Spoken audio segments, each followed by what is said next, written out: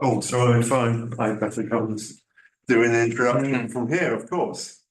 Hello and welcome to the first 2025 OxDEG seminar. And we have no announcements. We normally have announcements.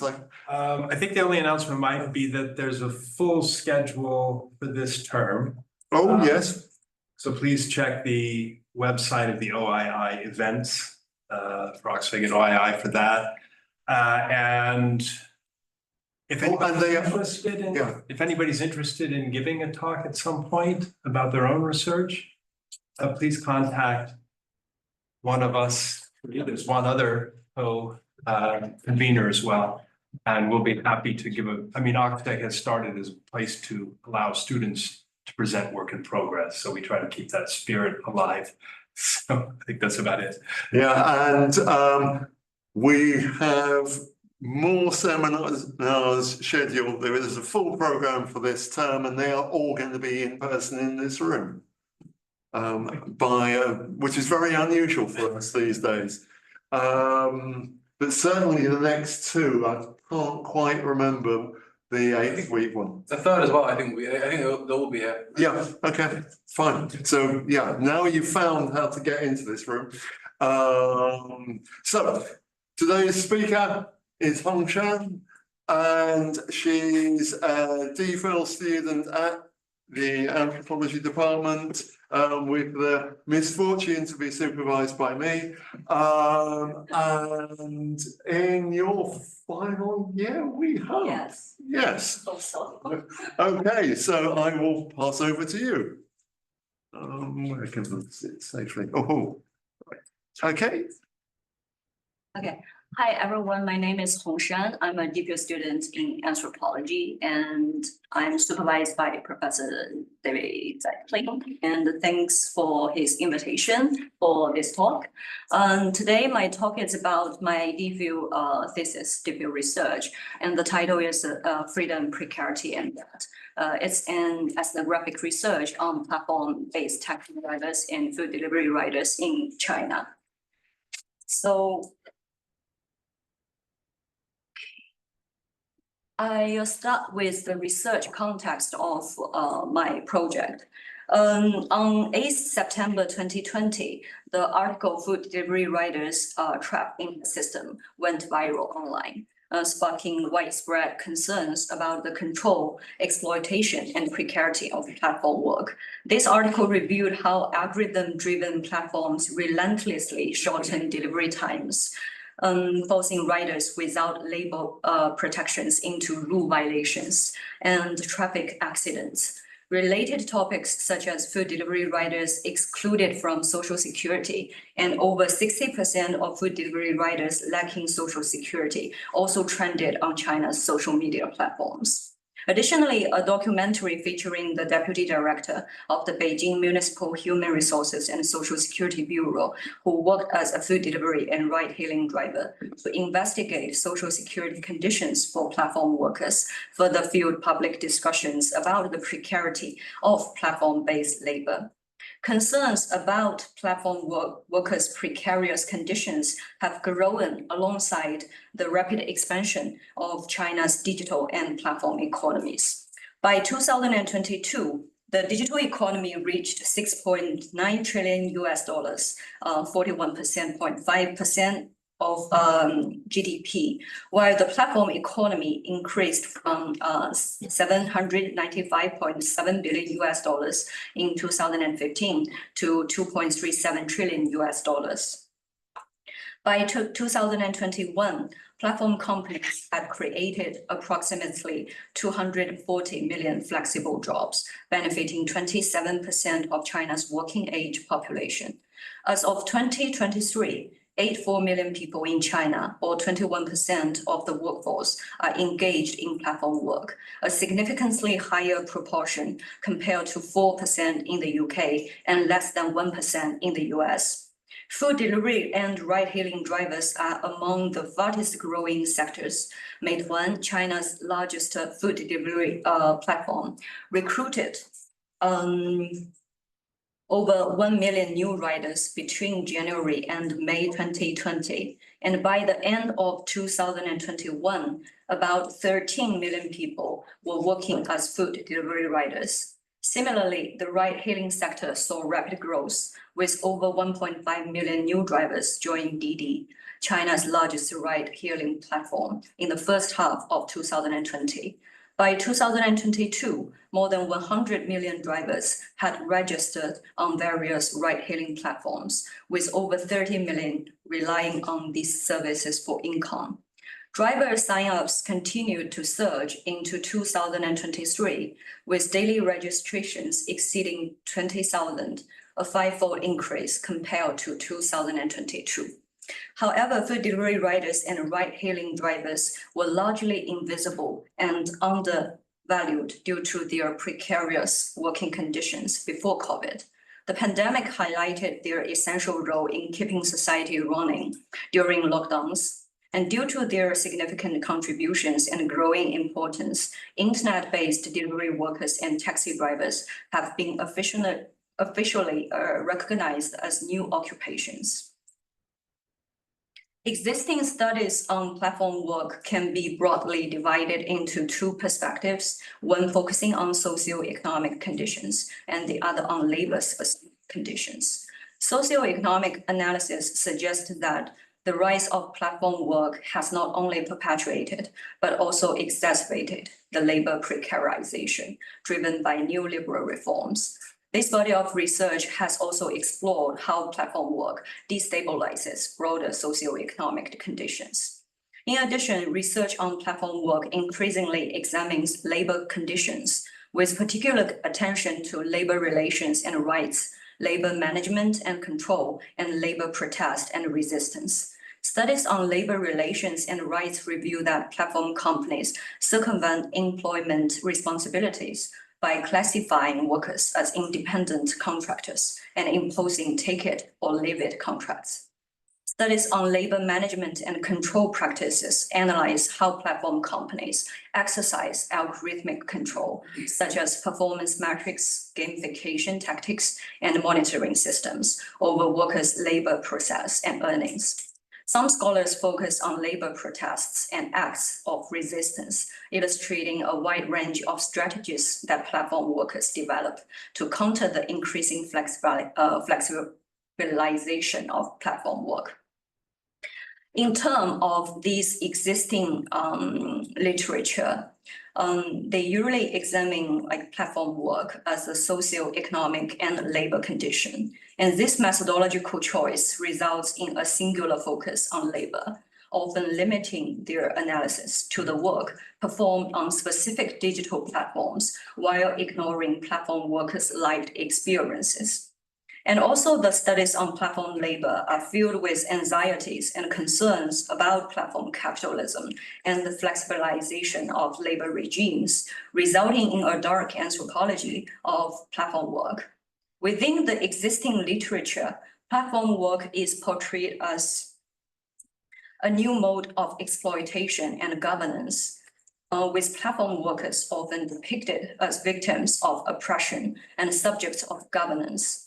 This body of research focuses on the harsh dimensions of social life, as well as on the subjective experience of these dimensions in the form of depression and hopelessness, and legitimizes itself by emphasizing the miserable life of its suffering subjects.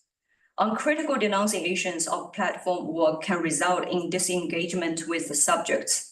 The existing literature fails to explain why individuals choose and even embrace platform work despite its inherent control, exploitation, and precarity. And this is my research question. Precarious work may for some evoke an experience of loss and nostalgia, while for others it might constitute an alternative to normative modes of life, a refusal of stable full-time employment, and other possibilities. I will examine platform work through two distinct yet interconnected dimensions, precarious labor and precarious life. I first Yeah, by the way, these are two photos I took during my field work. So we can see like lots of like the ride-hailing drivers. Now they use like more than 5 or 6 mobile phones at the same time because they registered on like different ride-hailing platforms to increase their income. So I think this is also an supporting evidence for my research question, like why they choose to use it despite its control or precarity. And I first examined some like vignettes, focusing on their like precarious work histories. The first vignette is an app-based taxi couple in their late 40s, previously worked as app-based taxi drivers. They were born in a rural village and their parents made a living through farming. The husband worked as a hired lorry driver, transporting goods between different cities, returning home only for a few days of rest between jobs, while the wife stayed at home to take care of their children. When their children reached school age, the couple decided to move to the city. When their daughter was about to enter senior high school and their son junior high, the husband decided to stop long-distance lorry driving and look for work closer to home. The husband rented a taxi and worked as an app-based taxi driver. To increase income, he persuaded his wife to join him as a taxi driver. The couple invested £30,000 to purchase their own taxi and earned about £1,000 per month. And the second vignette is a food delivery rider, and also he worked as a ride-hailing driver in his 30s. And originally from a rural area, he grew up in a financially constrained family of 4, with his parents supporting him and his younger sister through farming. After completing 9 years of compulsory education, he left school to seek job opportunities. At 17, a relative working at an electronics manufacturing factory in the city helped him secure his first job, which provided free meals, accommodation, and a modest monthly salary of about £100. He spent 2 years at the electronics factory. In 2010, he began an apprenticeship at a construction site, learning the design and installation of central air conditioning ducts under the guidance of a master craftsman. And his apprenticeship lasted 2 years, during which he received only a daily allowance of £4. After completing his apprenticeship, he continued working with his mentor for another 2 years before starting to take on independent projects. His monthly income during this period ranged about £400 to £500. When Meituan launched its food delivery platform in the city, he was attracted and left his 8-year career in central air conditioning duct installation and became a full-time rider on the platform. He quickly adapted to the food delivery routines and procedures. Working from 9 a.m. to midnight, he completed between 1,300 and 1,900 orders each month, earning an average monthly income of about £600. Due to his outstanding delivery performance, he was promoted to team leader after just 1 month. While the team leader position offered shorter working hours, more comfortable working conditions, and a stable income, it also came with increased stress and reduced earnings. The high turnover rate among team members posed a significant challenge for him in recruiting and retaining riders. Furthermore, since the team leader completed fewer deliveries and often handled orders with poor ratings, their performance metrics suffered, placing him at a disadvantage in the platform's order allocation system. Faced with growing pressure, he decided to resign in 2019. Afterwards, he joined an e-commerce customer service platform in the city as a call center agent. He remained in this position for about 1 year before resigning due to health issues.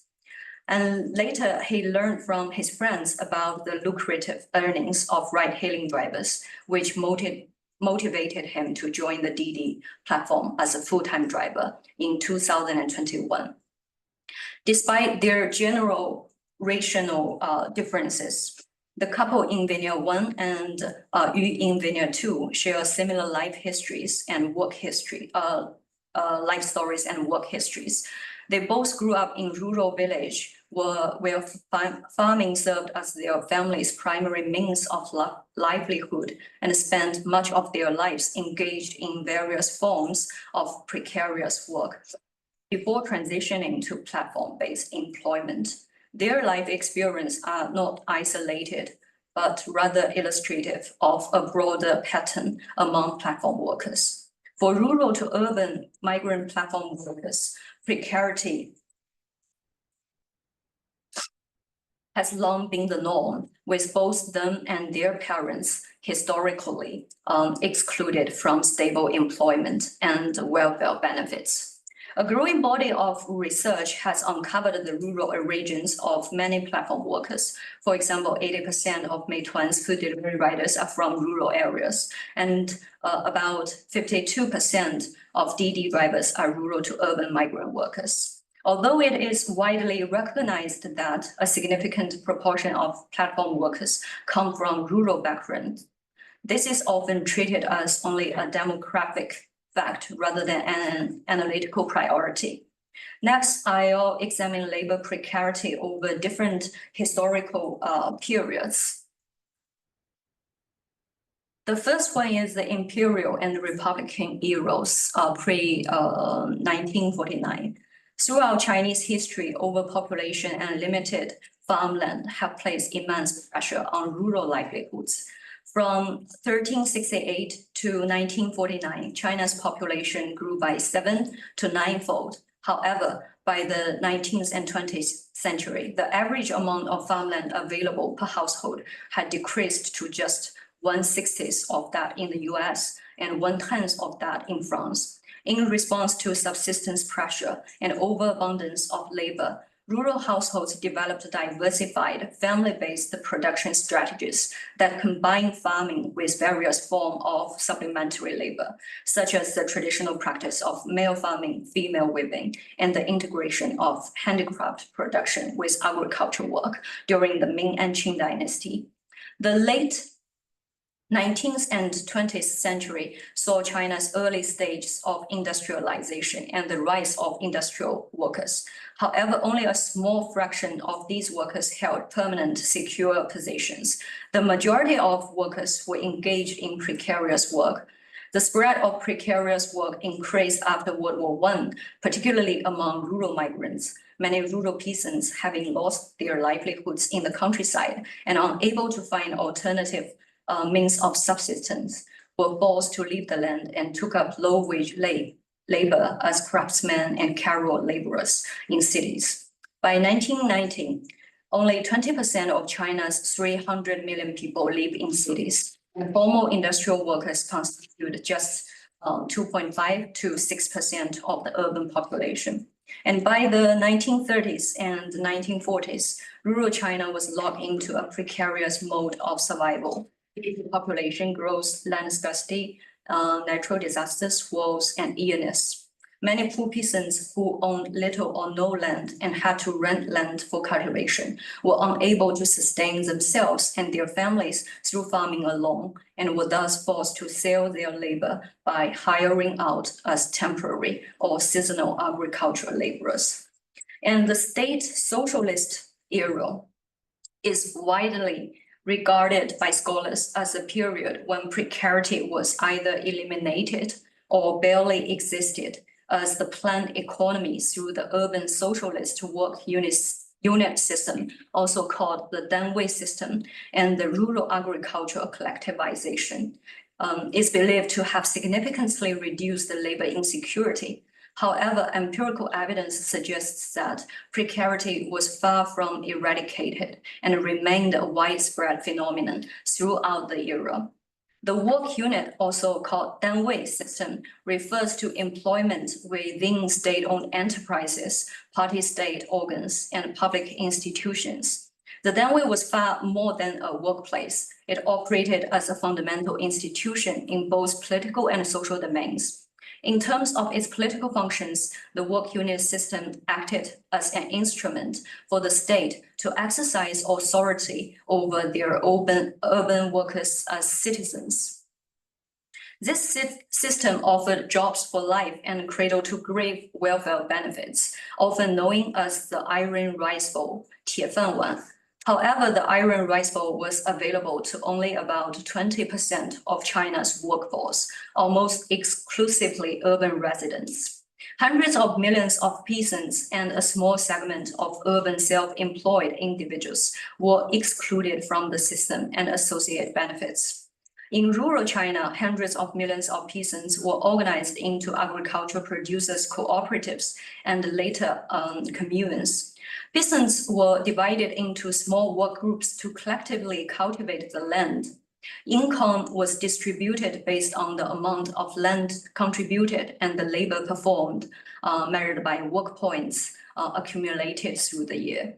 Although rural populations participated in collective agricultural work during the collectivization period and were provided with equal pay, free meals, basic medical services, and primary education, precarity remained widespread in rural China. The pressure of rapid population growth and the limited farmland remained unresolved during the collectivization period. As Porter observed, many mouths to feed and many people to employ with inadequate resources for either. No cooperative could survive on rice agriculture alone, yet local level industrial enterprise did not exist to take up any of the slack.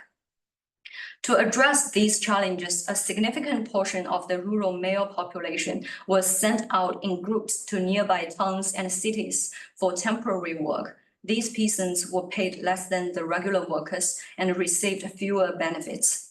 They were required to hand over their wages to rural cooperatives and communes in exchange for work points, which provided essential supplementary income that sustained both the collective and individual household. Statistics revealed that nearly 80% of commune-based peasants participated in precarious temporary work. Furthermore, during the 1950s, many urban enterprises circumvented local labor bureaus by hiring low-paid temporary rural peasant workers to reduce costs and meet state-assigned output targets. In 1984, about 1.75 million peasants were hired in cities, and the state's aggressive promotion of urban industrial growth during the Great Leap Forward saw approximately 23 million peasants recruited by urban enterprises. During the economic readjustment and recovery following the Great Leap Forward, urban enterprises were urged to reduce the number of permanent urban employees and replace them with temporary workers. Between 1966 and 1976, around 13 to 14 million peasants were permitted by urban labor bureaus to work in cities. This dependence on precarious and temporary labor reflects how rural peasants were incorporated into urban economic strategies and state industrial ambitions, but remained excluded from stable employment and welfare benefits. Moreover, the household registration 户口 system, primarily designed to accommodate the state's industrialization imperative, ensured that peasants remained on the land, producing the food that would enable the city residents to industrialize and modernize urban China. In addition, the 户口 system, coupled with agriculture collectivization, locked rural populations onto the land, transforming them into a flexible labor reserve that could be quickly mobilized to advance the state's industrialization agenda. Since the market reforms of 1978, precarious labor has proliferated, accompanied by the rise of increasingly varied forms of such precarious work. Many studies have maintained that the widespread and increased labor precarity in China can be attributed to its integration into the global capitalist economy, as well as its neoliberalism policies and a flexible accumulation regime.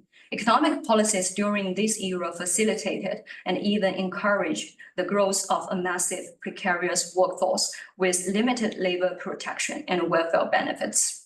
In the early 1980s, the government implemented a series of rural reforms to stimulate agriculture production, but these policies also contributed to a substantial surplus of rural labor. To absorb surplus rural labor, the state actively promoted rural industrialization and the establishment of collective township and village enterprises. By 1998, TVEs had provided employment for over 100 million peasant workers, enabling them to leave the land but not the home village. However, employment in TVEs is often viewed as insecure and part of the precarious informal economy, as these enterprises primarily depended on temporary seasonal rural labor and lacked the full range of labor protections and welfare provisions. In the 1990s, the central government implemented fiscal reforms, placed significant fiscal pressure on local governments, forcing them to generate revenue through increased taxes and fees on peasants, land sales, and enterprise development. These changes greatly diminished TVE's ability to absorb surplus rural labor and contributed to a decline in rural income, leading to 145 million rural migrant workers. These migrant workers were largely employed in precarious jobs in cities. For example, about 39% in manufacturing, followed by like 17% in construction, and about 12% in the service industry, about 8% each in accommodation and catering, and wholesale and retail, and about 6% in transportation, warehousing, and postal services. For example, in Vineyard 2, we see the person's first job upon moving to the city was in the manufacturing industry. Rural migrant workers accounted for 68% of the manufacturing workforce in 2006. Since 2008, the number of rural migrants employed in manufacturing has consistently exceeded 80 million, peaking at 93.7 million in 2012 before dropping back to about 8 million. Wages for manufacturing workers in China are only 1/10 or even 1/12 of those in some developed countries, with rural migrants earning even less. In addition to low income levels, rural migrant workers often experience wage non-payment and precarious labor conditions, including temporary dispatched and short-term contract employment arrangements. And the guy's second job was in construction sector. Since 1978, the government has prioritized infrastructure investment as a key driver of economic growth, resulting in a construction boom that lasted for 3 decades. By 2006, rural migrant workers made up 80% of the construction workforce, with 32 million employed in the sector. Following the 2008 global financial crisis, the government introduced a $570 million economic stimulus package, most of which was allocated to infrastructure projects, triggering another construction boom. The construction sector, as the second largest employer of rural migrant workers, saw the number of migrant construction workers increase from 31.1 million in 2008 to a peak of 61.1 million in 2014. The construction industry is highly precarious due to its project-based structure, high mobility, labor-intensive nature, and long-standing reliance on extensive subcontracting.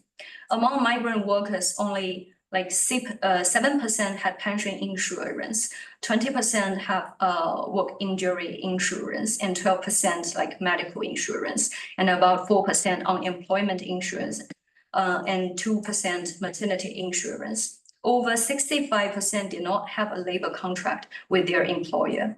Together, over 230 million rural migrants lack job security, welfare benefits, and labor protections. Therefore, rural migrant workers are regarded as the incarnation of precarity. And then I would like to offer one more vignette. He is a ride-hailing driver, also from the rural background in his 50s, but like his experience is a little bit like slightly different from the vignette 1 and 2. In his 50s, Lee worked full-time as a DD ride-hailing driver. In the late 1980s, he and his wife moved to the city from a rural village for better job opportunities and living conditions. Both of their families had long relied on farming for their livelihoods. As the only son among four older sisters, Lee often benefited from the financial support provided by his parents and married siblings. With their help, he purchased an urban residence, a small bungalow within a repurposed garage space in a residential area, and secured a stable job in a state-owned enterprise through a 4,000 yuan buy-in scheme. However, the SOE, the state-owned enterprise, fell into a crisis, led to the layoff of 517 workers. Lee was one of them. With limited education and skills, he turned to driving an auto rickshaw to make a living. However, his introverted personality hindered his ability to attract customers, resulting in inconsistent earnings. To increase income, he sold his auto rickshaw and purchased a van for transporting construction materials across cities. Unfortunately, he encountered several accidents while driving the van. These incidents adversely affected his eyesight, making it difficult for him to drive at night or over long distances, which reduced his income. In 2018, he sold his van and began working as a forklift driver for others. By July 2019, he rented a car and worked as a ride-hailing driver. This case shows that even supposedly stable jobs, like the iron rice bowl, were not fully secure. This disemployment was affected by the urban state-owned reforms in the 1990s. There were large-scale closures and the restructurings of economically inefficient state-owned and collective enterprises. As a result, about 50 to 60 million workers from state-owned and collective enterprises had their iron rice bowls smashed during the 1990s, losing the job security and welfare entitlements they once had. The proportion of employment in state-owned and collective sectors within total urban employment fell from 76% in 1995 to 41% in 2000, and further declined to 27% by 2005. These disemployed workers ended up working in the urban service sector, including transport, trade, eateries, and social services, or in small-scale private enterprises, or as self-employed individuals from the mid-1990s. And for the fourth vignette, we can move our attention to like the people from like the urban background. Zhang, in his 30s, previously worked as a full-time food delivery rider, born and raised in the city. He holds an urban household registration and is the only child in a wealthy family whose parents ran a small business. After graduating from a vocational college, he took a temporary position at a restaurant. 2 months later, he found a job at a private advertising company with a monthly salary of only £100 and no access to social insurance or benefits. After 6 months, he resigned and then remained unemployed for nearly a year. Later, a friend introduced him to a position as a broadband installer at China Mobile. Although China Mobile is one of the largest state-owned enterprises, this job was managed by a third-party labor company, which meant that he was a dispatched worker rather than a formal employee of the state-owned enterprise. Upon learning this, he resigned after just 2 months, and later his family used their social networks to arrange a better job for him as a firefighter. Firefighter is regarded as a better profession since many, including his family, see firefighters as benefiting from the iron rice bowl. However, they were disappointed to learn that he did not qualify for permanent jobs and associated benefits as he was employed as a short fixed-term contract firefighter. He worked as a firefighter for a year, but a gas tank explosion during a rescue operation nearly cost him his life, so he resigned. Afterwards, he took a position as a guest worker in a private company. Changes in the company's management resulted in reductions in salaries and bonuses, which led him to resign after a year and a half.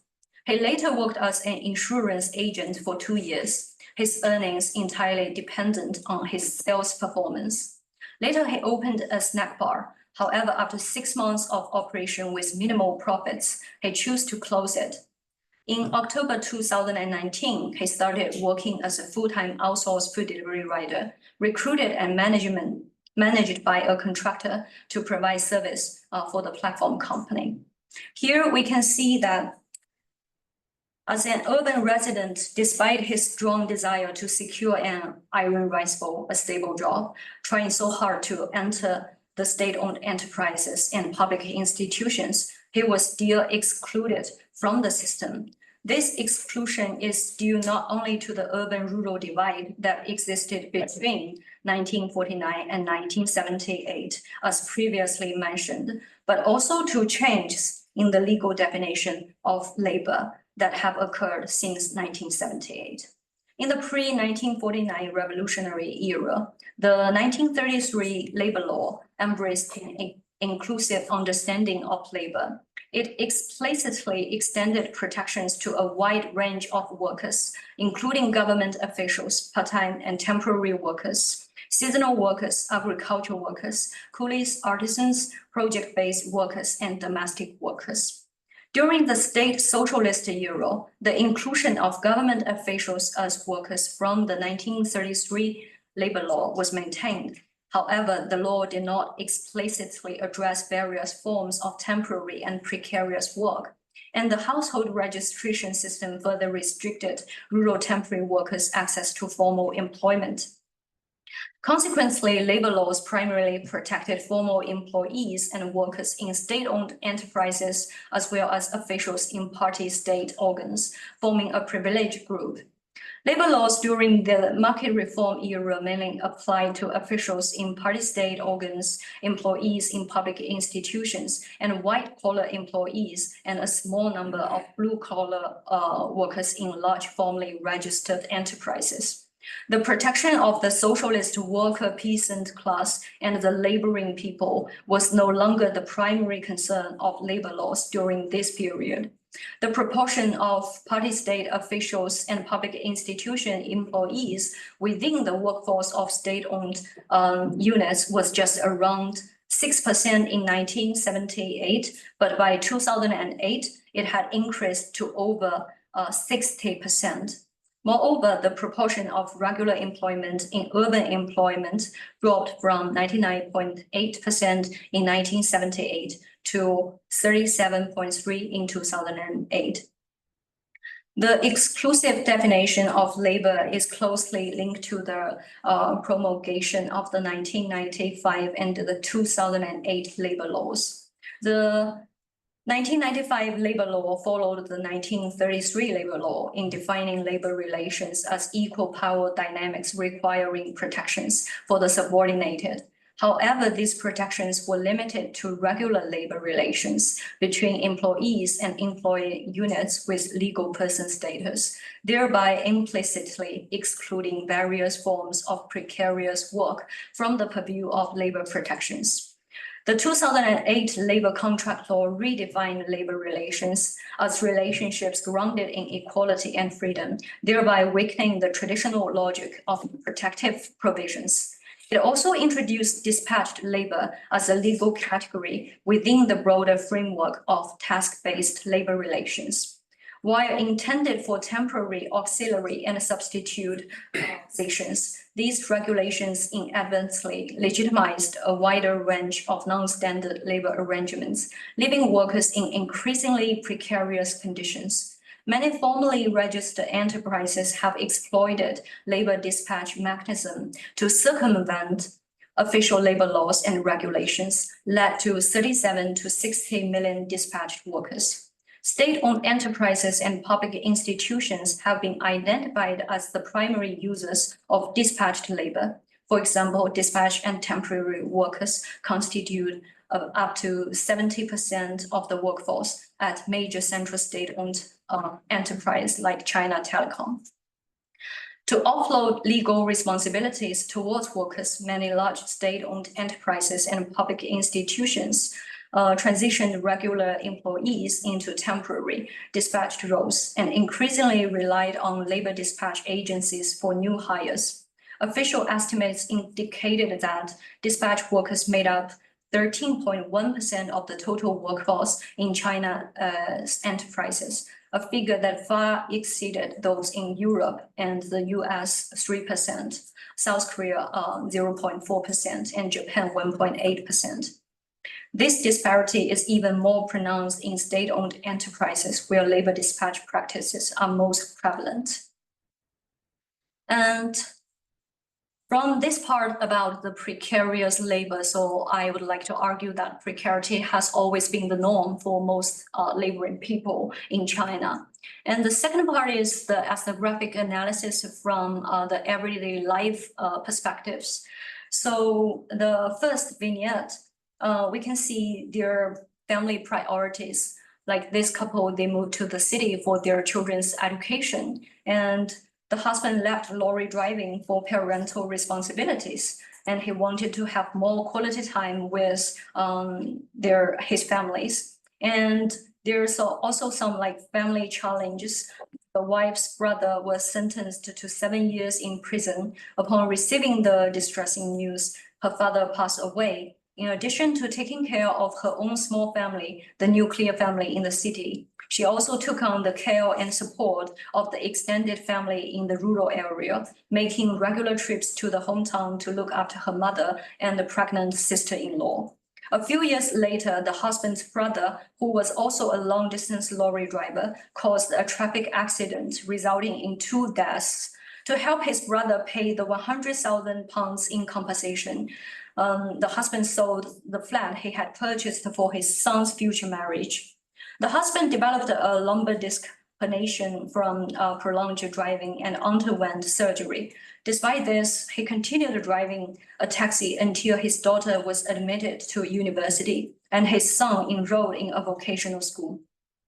In January 2020, the COVID pandemic broke out in China. For nearly 2 months, this couple had no source of income as they could not work and had to rely on their previous savings to sustain themselves. Although taxi and ride-hailing services resumed operations on February, their income dropped to 1/3 of the pre-pandemic level due to travel restrictions and reduced demand for taxi services. In the summer of 2020, the couple sold their taxi, a decision driven by the pandemic-altered economy and the husband's health issues. They joined the husband's uncle's vegetables wholesale business, with the wife also taking on some part-time domestic work. Using their 50,000 savings as a down payment, they purchased a flat worth 135,000 pounds for their son as a future marital home. To cover the remainder, they took out a 20-year mortgage. And for vignette 2, we can see he dropped out at 17 to support family after his mother fell ill. After working as a food delivery rider and ride-hailing driver, he secured a job at a manufacturing factory. The position followed a rotating shift schedule, 6 days on and 3 days off, alternating between 3-day shifts and 3 night shifts, with a monthly income of about 360 pounds. On his days off, he also worked as part-time ride-hailing driver to supplement his income. However, after just 3 months, the strain of late-night work and frequent shifts between day and night began to take a toll on his health. Coupled with growing concerns about the safety risks of operating machines, these challenges ultimately led him to resign the factory work.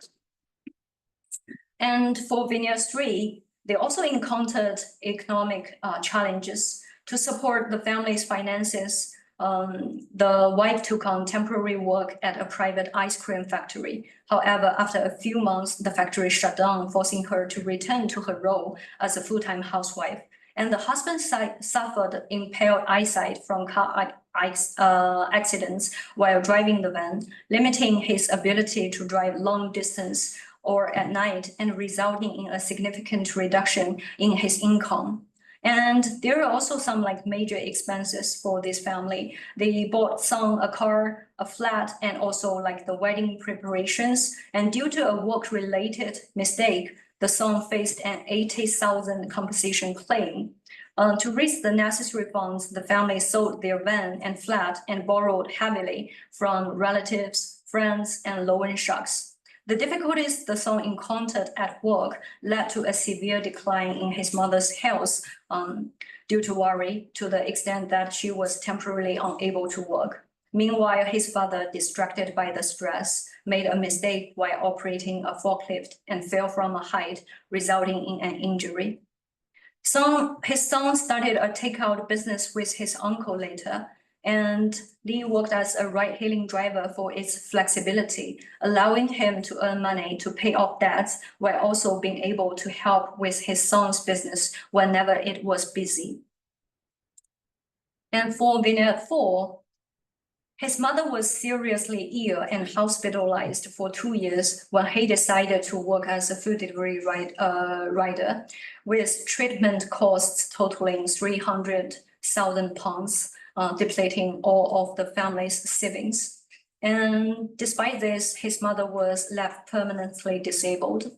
At the same time, his father was unable to work because he had to care for his mother, leaving the family without any source of income.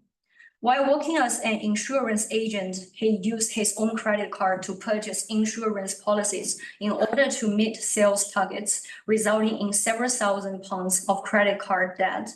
To fund his snack bar startup, he took out a personal housing mortgage loan of about £15,000 using his flat as collateral. He also resorted to borrowing an additional of £5,000 from various online lending platforms and cashing out on his overdrawn credit cards, ultimately accumulating a total debt of £32,000. He was overwhelmed by debt, withdrew from social life, and focused only on earning money when working as a food delivery rider. Over nearly 3 years as a rider, he managed to pay off about £26,000, covering his personal housing mortgage loan, online loans, and interest. Despite still carrying a credit card debt of about £15,000, he believed he could pay off all his debts within 2 years. And here I offer one more vignette. He is a part-time ride-hailing driver. He's a little bit different from the other 4 cases because he has the urban background and also he has stable job. For example, he worked as the permanent SOE, the state-owned enterprise employee, which was inherited. The iron rice bowl from his father was also a former SOE employee. And his wife is a permanent primary school teacher.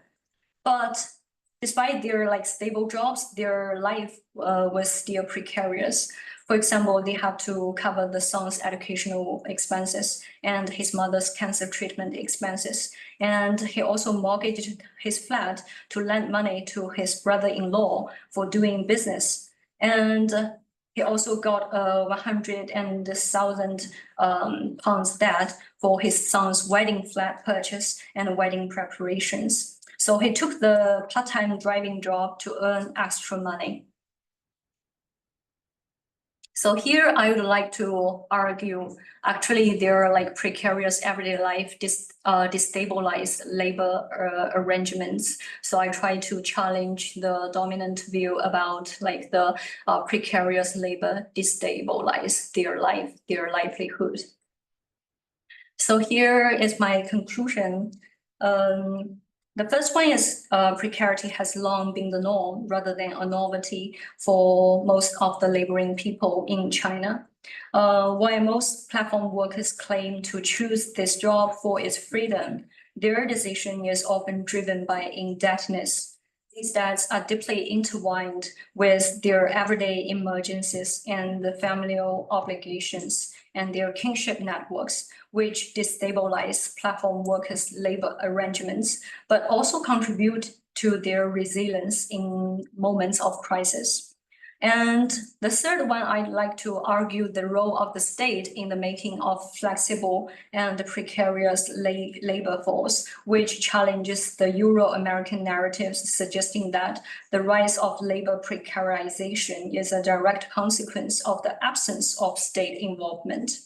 So overall, this research contends that the uncritical denunciation of the control or precarity inherent in platform work upholds the normative standards of what defines a good job and a good life, thereby foreclosing alternative ways of working, living, and relating to one another.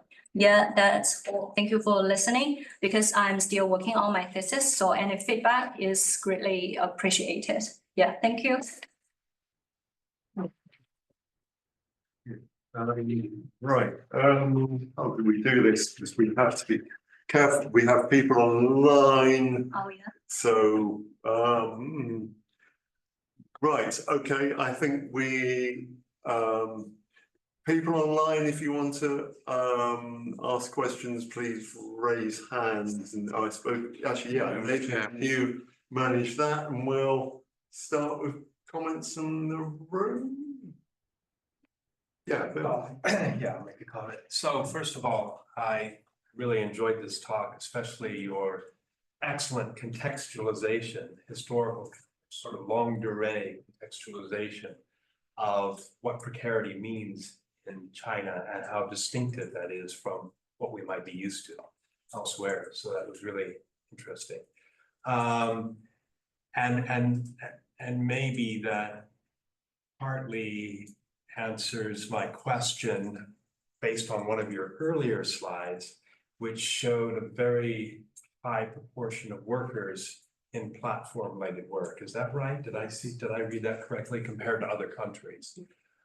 So I kind of wondered if there were, you know, the emergence of platform work in different societies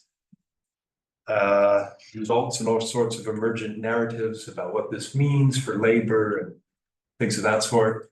The impression I got from your talk is that in China, maybe that discourse is either quite different or even potentially absent if precarity is such the norm, that the emergence of precarious platform-related, .com-related might be seen more as an opportunity or as, you know, positively. I'm just wondering if there's any thoughts you might have on that. One other comment I just wanted to make is as you were going through this, it reminded me an awful lot of the ethnography of Japan. Precarious Japan? Yeah, partly that, particularly in rural, there's some interesting ethnography on rural Japan and sort of a precarious employment with small plot family related agriculture. Yeah. One work I'm thinking about from the 1980s, I think it is you maybe remember Pyo Moon. I think she did her PhD here in Oxford. Oh, right. From something. Yeah, I think it was called From Paddy Field to Ski Slope. And it was basically about how households that are traditionally involved in farming were diversifying and taking on all sorts of different kinds of precarious employment, in this case, mostly locally, to top up income, basically. So there was a lot of parallels. There's other ethnographies I was thinking of as well. But anyway, my question was really about how we should think about the proliferation of platform-based employment in China if precarity is sort of the norm. Yeah, thank you for your tips. Actually, in China, like lots of like the existing studies on platform work, they also continued like the neoliberalism, like the denunciation, like these kind of like discourse, the framework to explain Chinese context. And so it's like the precarity of platform work and the control is actually like very dark things. Lots of people say that. And we have already like seen a lot of like research about this. And at the beginning, when I did my field work in 2018, like lots of my interlocutors, they told me they were attracted to platform work because of its flexibility, freedom, and something like that. And also like the high income, but they actually they encountered like control, and they say like the algorithmic system is like a black box. They couldn't know like what the specific rules, for example, for pricing or for like allocating tasks, some kind like these things. So for my MPhil study, I wrote a lot about like the dark things about this, but during COVID and after COVID, when I did like follow-up research with these people, I found like their views like totally changed because they found like everyone is precarious now, and especially during COVID, like most people were required to like quarantine at home during lockdowns, like the food delivery riders, they were fine to work outside, so they could earn money. Yeah, compared to lots of people, they could not work and just like instead like quarantine at home, and they have also have lots of debts to repay. So they feel like their job is quite good, and also like the average like income for platform workers is higher than like the factory workers or something, like they can access like these kind of jobs. So they feel like it's a good choice. So when I like trace their like work histories and their life experience and try to analyze like what specific point they choose to join platform work and they try to continue to do it. Yeah, like these things. Yeah. Okay, we have a question in the chat. Yes, we have. Are there any formal or informal worker associations? There's two questions now. Are there any formal or informal worker associations organizing food delivery or ride-hailing workers in an attempt to promote their interests? Yeah. For the formal organization, there are some, especially I think things last year, like the city where I did my field work, they try to establish like a kind of like the formal like food delivery rider like organization, association things, and they will gather some of the like the representatives to have have some meetings or something like that. But for informal associations, it really depends on like the workers themselves. They usually have like the WeChat group, like the social media, like the WeChat groups or something like that. And also some people, they will form like associations in reality. For example, like one group of like the SOE workers, like they are all like the railway workers, and like 6 of them, they drive like the ride-hailing or work as a ride-hailing part-time ride-hailing drivers during their spare time. So yeah, there are some. And then the next one, fascinating book. Your conclusions remind me of Cassie and Miller's study of garbage pickers in Brazil, but the difference is that while the garbage pickers' everyday work routine is organized by themselves around which everyday emergencies, the everyday work on platform workers in China instead is organized mainly by the platform itself. I wonder how do you take the omnipresent intrusive platform apparatus into analysis? Great question.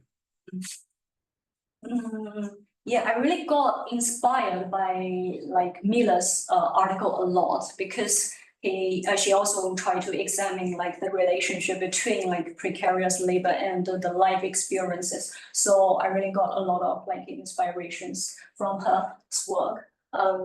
China instead is organized mainly by the platform itself. I understand like what does it mean? Sorry, I can speak if you can hear me. Yeah. Thanks for your talk. Sorry, that might be a little bit confusing, but what I meant is that yeah, for Kathleen Miller, whose study I actually really like as well. She talks about these garbage pickers and how their routine of work is actually organized by themselves, because the garbage are there and they can just go to pick them up. There's no need for like a mediator, like a platform to organize their work. They can, yeah, when they need when they need money, they will go to pick the garbage. When they need to pick up their kids or attend to deaths or other emergencies in life, they will do that. But for most of the platform gig workers in China, I feel like their work routine is instead organized by the platform itself. So there is a mediator of the time, how they want to organize their life or work. So I think there is a difference there. And I think we couldn't really ignore the omnipresent platform in this case, because there is still a quite strong apparatus that benefits from this flexibilization of work, even though I don't want to fall into the neoliberal critique arguments, but I think it's quite important to take that platform apparatus into the analysis. So yeah, I wonder what you're thinking of. Thank you for your question, yeah, and thank you for your clarification. I totally understand what you try to ask. Yes, because in Miller's research, like the garbage is always there, so they can like decide when and how to cut this garbage.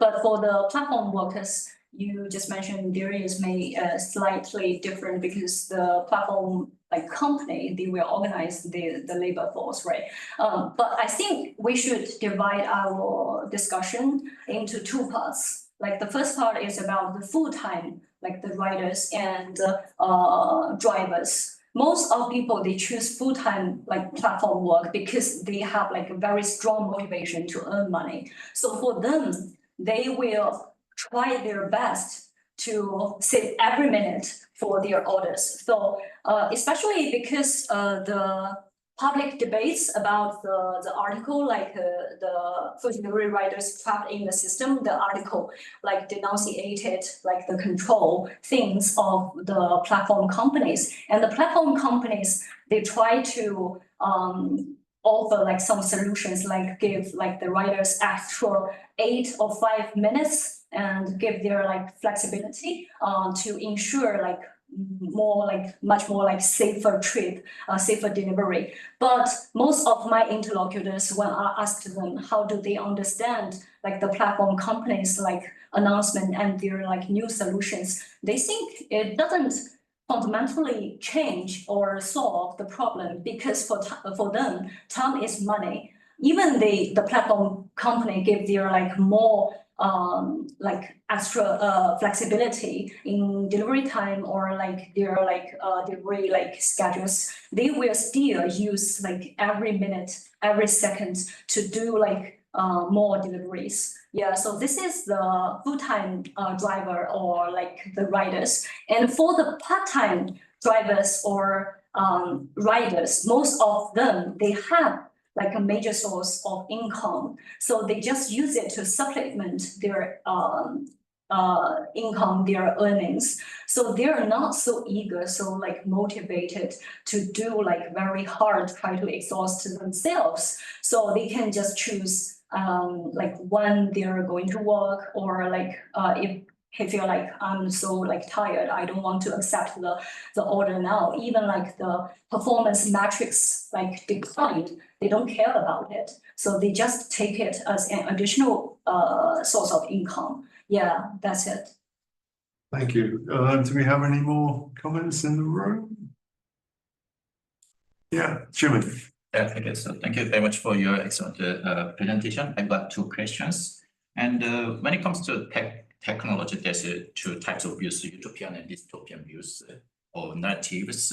And also when it comes to AI, some computer scientists argue that AI will liberate us from labor, but your research says something contrasting. Yeah. So what are your thoughts on utopian views, such utopian views? Well, and then that's my first one. And the second one is, this might be out of your research scope, but did you observe any brighter side, like from interacting with your informants, like because all of them have rural backgrounds, but for example, whether they have better opportunities in terms of their children's education and so on. Well, the first question is, you mean like my account, like my research is like quite different from like the science? Yes, maybe to rephrase it, also when it comes to technology or maybe technological advancement, people say, oh, maybe AI will liberate us from labor and our life will become much better. But because your research is saying something really different to this notion. So, but I mean, I'm wondering what your thoughts are about utopian views. I think people in China, especially these platform workers, they still think like technology will advance the society. For example, I interviewed a lot of like the app-based taxi drivers. Most of them, they worked as like the traditional taxi drivers, and then they joined like the platform-based, so they can like do like both of these things to recruit, to attract the passengers. And most of them, when I like talk with them and ask, how do you think that the arrival of these platform companies, will they like threaten your like livelihood? And most people say that they, indeed their livelihood like was threatened by the platform like work, but they think it's a good thing. And it think it's quite a natural thing because the technology will like advance the society. So I think, yeah, the first one is, yeah. The second one, sorry, Second one was any like a brighter side. I mean, over like adopting digital technologies, because many of them have a rural backgrounds, and if, for example, whether they have a benefit a lot, you know, from changing their lifestyle, for example, yeah, in terms of. you mean like the good side? Yes. Yes, because my thesis is actually like working on the good things. Yeah, like I try to do something like the anthropology of good. I don't know. Yeah, because like the vignette I offered, like the taxi couple, they use their money from like driving the taxi, and they bought like actually like in total they bought like 3 properties, like the residential properties. And when they like even like they stopped like working as a taxi driver, they sold the taxi and they joined their uncle's like the vegetable wholesale business. And then because his uncle's like the private like company, like 20 people, they offer like free meals and accommodation. So like this couple decided to like let his all like these empty residential properties to earn like extra money. So he is not only like the rural migrant, but also like a rentier capitalist at the same time. So lots of things like this. And also like the food delivery rider, like he has lots of debts because like a startup or like doing like the insurance agent, he had accumulated a lot of debts, but he used 3 years to pay off most of the debts, and he thinks like he would like repay the debts in at most 2 years, and after that he will just like jump to other like more stable or more like like slowly like lifestyle or occupations. Yeah, these are also like very good things about platform work. Yeah, because of the limited time, so I couldn't like offer like all my like ethnographic details here. So like today my talk is focused more on like the precarity scenes. Yeah. Yeah, similarly, I had 2 questions. Thank you again. That was brilliant. You mentioned, you claimed that precarity has always been the norm, but I wanted to question like what has the impact of globalization in that? Did it transform the way precarity is experienced? It is still precarity, but the form is different, or has it increased in any way? So I wonder what your opinions were on that. Second question is, how did you manage to sample the vignettes of the study? Like obviously you mentioned you have 2 towns, but where are those towns, and like do you think like that your informants were overall representative of the sample? I first answered the second question. I use like more like snowballing things because I have to secure like the doorkeepers first, and then like he introduced me to a lot of like, because the doorkeeper is a ride-hailing taxi driver, so he introduced me like to more drivers, and these drivers also introduced their drivers like these things. So, but most of them, they come from like for the rural to urban migrants. Most of them just like from not very far away from the city where I conducted field work, like maybe between like 30 minutes to 2.5 hour, like by car, like this distance. Yes. And for your first one, yes, I think so. Yeah, like the globalization and also like the neoliberalism, like these policies, absolutely, they will like facilitate it and deepen this labor precarity in China. But like in my research, I try to like go through like the Chinese like history, especially even like earlier than, because most like scholars have already talked a lot about like how the market reform, the neoliberalism led to like the rise of labor precarity in China. So I just like try to use like more historical perspectives to point out that even earlier than that, actually, these people, like their parents and even like generations, they have already been excluded from this stable employment. So for them, like it's quite normal. And also here I spend a lot of time talking about like their rural regions, because for example, a figure in 1952, like the urban employment, the proportion of urban employment of the total employment, maybe just like less than 10%, but now maybe like over 60% or 70%. So like you can see like most of the urban residents, the workers nowadays, I guess over half or even like higher, like 60 or 80%, they have the rural regions, and they have also maintained the connections to the land, to their like rural families. And also this is a logic. How do they like try to organize their life? So we can see a lot of like kinship networks here. They try to like support each other, yes, to like face these like economic like difficulties during this. Yes. Is there another thing in the chat? Looks as though there might be. Oh, yeah.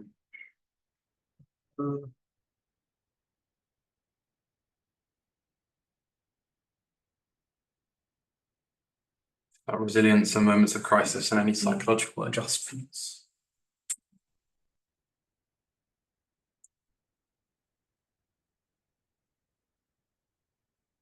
Because most of these people, they like for them, like they usually try to resort to like the informal, like the more traditional, like their friends, like their families, kinships, networks for help.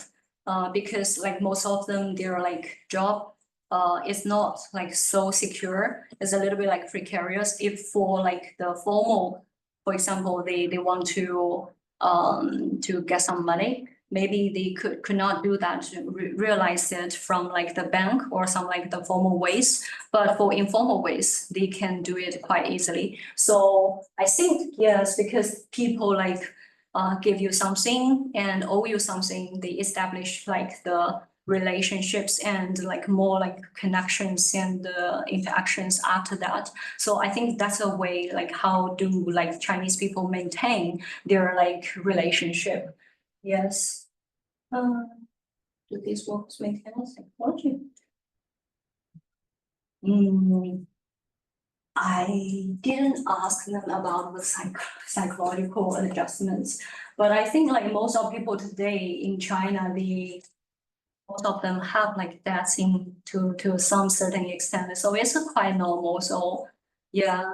In a way, you're arguing that precarity is the norm. Yeah. So, yeah. Yes. So I think there was another question. Yeah, I'm just curious about the similarities or the distinctions between the two groups that you chose, between the taxi drivers and the delivery riders, because it feels to me that I think the reason that you choose these groups of people is that they share the same or similar backgrounds, such as rural urban migration, and they have like different kinds of issues and things like that. But is it true? Maybe I missed it, but is it true that there are few people, very little people that they have low overlap in these two roles? Like they choose either to become delivery drivers or taxi drivers. So I was wondering, like, why did you choose, like these two apparently they are the biggest groups on the platform economic. But like, how did you come to this, like your research journey, as well as like why do some of the people choose to become deliveries while others? Yes, the difference, I think the biggest difference is their like economic conditions is different. Most of the drivers, their economic conditions is better than the food delivery riders because at least they can rent a taxi, they can afford the rental costs, or they can buy a taxi. So this is the biggest difference. And for the riders, they don't need anything. Some people say, I will have like the electric, like the scooter, so I can deliver like things. But even you didn't have a scooter, it's fine. You can rent it from the platform company, at very cheap price. So this is the biggest difference, I think, between these two groups. And also like the age, there is also age difference. Like the riders slightly younger, like 20 or 30. Yeah, for like the 40s, it's not so common, like 40s or 50s. But for taxi drivers, most of them between like 50 to 40 to 50. Yeah, like this. And most of the taxi drivers, they have family, like they got married, they have children. But many of the food delivery riders, they are single, like these things, or they just establish family and have like very young baby like this. Yeah, this kind of things. Okay. Yeah, thank you so much for contextualizing this discussion and historicizing the Chinese situation. I want to ask a little bit more, maybe you could tell us a little bit more about your methods, because I don't think you had time to talk about that much. In particularly, like the concept of lived experience is, I think, really central to your project, right? Yeah. But correct me if I'm wrong, you mainly interacted with these delivery riders or taxi drivers as a customer, like you, No, or not. how did you Yeah. maybe explain this a little Yeah, bit? not just customers. Okay. Yeah, most of them, because like. So, I mean, how did you interact with them? Yes. Like most of them, because they were introduced by some of my interlocutors. Okay. Yeah. So we will maybe met at a cafe. Okay. Or sometimes these people, because I have been like conducting like the follow-up research since 2018, and many of the families, they're like quite familiar with me. They even invited me to their like flat, their house, so we can just chat it and also like had maybe lunch or dinner together. We can talk about that. But also like the COVID disrupted my research, so I couldn't do like most of the face-to-face things for quite a long time. So at that time, so I just like call like the video call, made the video call with them to do some like the online interviews. But like most of my interviews like lasted quite long, like at least like 1 or 2 hours, and sometimes even like 4 hours or even longer like that. Yes. So interviews are the core method. Yeah, interviews, yes, I think so. And also like the participant observation, because sometimes I just like as a customer, I just use the app and to order like the deliveries or order like the things, and I just observe like their drivers, like the 2 photos I took during like my participant observation. And I also followed like some like the drivers when they like doing their like job. I just set the co-seat there and to observe, but I just couldn't do it after like 2019, because like the platform company, they try to establish like the CCTV scenes inside the car. So like some like drivers will feel like it's not good for their like performance metrics, and sometimes like the passengers will also feel like not so comfortable. So I didn't do these things again. And I also like some of my informants, they organize like the informal like gatherings, and they also like brought me into these gatherings. So we talk, and also they invited me to like the DD company. They introduced like they launched a talk, a meeting in the city I conducted field work, and the driver told me this news and brought me together. So yeah, we sat together and like these things. Yeah. Do you ever consider delivery driving yourself or delivery riding yourself? Yeah, we would discuss about that. Yes, and in China, like there are like some like DPhil students, PhD students, and some postdocs I remember. work as food delivery rider for like several months to try to experience. But I don't think it's necessary, but it's just my personal opinion, because I think even I try to do this by myself, my like motivation and the eager to make money is not the same as these people. Okay. You can actually feel they're like the desperate like things. Yeah, so Thank you. I think there was one of that. So. Oh, yeah. Thank you for a brilliant talk. My questions kind of fall back on the previous question, because like you mentioned earlier, like your focus will be placed on a lived experience, but due to your special circumstances of COVID, I think that's quite challenging to reveal that layer of your ethnography. But what I was wondering is like, have you like dived into the collective work experience? I was wondering, given that the nature of the work is very unique because they are scattered and they're commuting throughout the city all the time. So I was wondering, do they have a sense of like a professional space that's reserved for them? I was just wondering, is there be like a specific time or like space that's reserved for them to gather together to form kind of like professional camaraderie, which is very common in other professions. And the second question I would like to know is that during your field work, is this trend of gamification in delivery work is already a trend? Because now it's quite a thing now. Well, what happened? I'll give a brief background story, because last summer I was talking to some of my friends who actually were doing delivery work. We were intentionally do a documentary about it.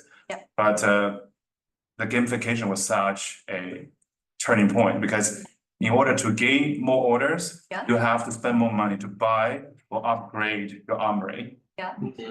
So it's like, it's really insane. Not only just like it's another layer, not just about spending money to get better position, to get your job dispatched to you. At the same time, it's also like the rivalry between your cohort. So I just wonder, was that already a trend started? Okay. Thank you for your questions. For the first one, I don't think there is like a professional, like the meeting point or like the space for these people. Yeah, except for, I just mentioned like there is a quite like kind of like the formal association, but it was just established last year, and most of my interlocutors told me like they are more like a empty shell, because most of them they even didn't know about this, and we also don't know how would this association work. So we have to like to take a look at that maybe like later. Yeah, but they do have some like informal space, for example, like at the entrance or like the underground parking lot, like for the like the railway station, or some like the entrance of some big like the companies, or like the hospitals, or like some like entertainment facilities. So, and also like the gas stations or something like that. So they will just park together and to chat or to something like that. And for the riders, they will just like gathered like surrounding like the commercial like centers, like the shopping malls. And when they do not have like the order delivery requests, they will just like use their mobile phones to have like social media things to do these things. And they also like, because some of my interlocutors told me they have like 1 to 2 hour like break like at the noon or like afternoon. So they will like play cards or do something like that. And then they will also like some of them, they will organize like the gatherings to sing like karaoke things or something like that. When they're off. Yeah, and for The second question, yeah, gamification, but I don't think it's so like, it's not that evident, like for my cases, maybe your case, like your documentary, maybe was shooted in big cities, but like the city I did my field work is just like a small city. So it's not that evident. And I think like the restaurants, they board on the platform companies, they have like even like more incentives to do like the gamification things because they can like attract more customers.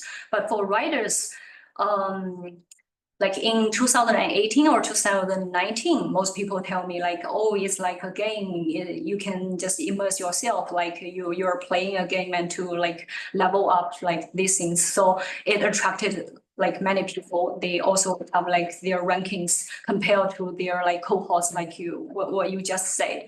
But like following them like 4 years or 5 years, these things cannot just like exercise the same like function as the very beginning things, because for some people, they have already like worked as a food delivery like more than 3 years.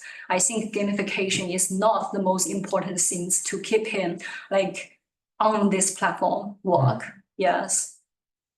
What I meant was like gamification brought in by the platform, Yeah. by the individual laborers. Because if you want to participate in the platform economy, Yeah. you have to participate in this gamification. But again, this was like last year. I think your fieldwork is so many years ago, so it might not be relevant at all. Thank you. Thank you. Okay, I think we should wind it up. So that was excellent. Thank you very much. Nice discussion. Thank you online. Thank you, Nathan. Thank you, everyone. I will keep thanking everybody.